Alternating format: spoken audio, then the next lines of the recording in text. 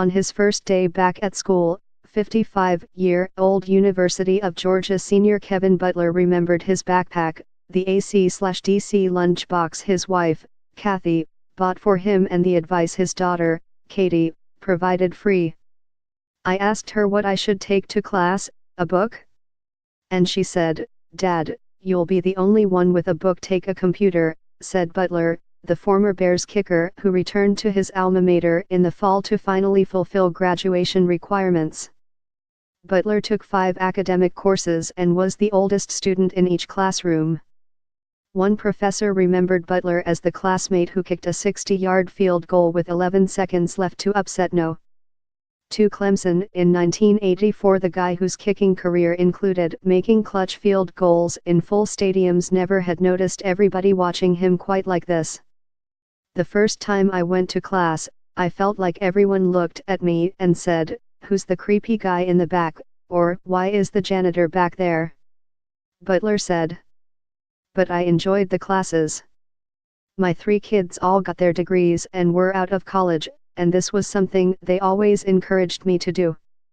I go into a lot of business meetings, and the one thing I always lacked from other people was that diploma. It means something, or it does to me." In addition to coaching Georgia kickers and punters at the invitation of Coach Kirby Smart for the team playing for a national championship Monday in Atlanta against Alabama, Butler completed his last science lab on campus Thursday and will graduate with a degree in business economics. The assimilation process went smoothly enough that one faculty member enlisted Butler's help in getting Georgia football players involved in a holiday community service project in Athens, Gage. "He was a mature student and great example," said Robert Miles, the director of life skills for the Georgia Athletic Department and a starting defensive end on the Bulldogs' last national champions in 1980. Kevin took this challenge very seriously. The vice president of sales for UGMO Technologies, Butler balanced his time well enough to finish his senior thesis on water conservation and earn an A or B in every class but one.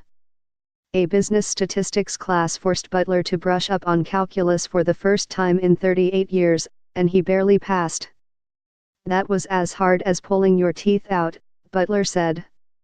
But then Butler fully understands overcoming pain in the name of progress.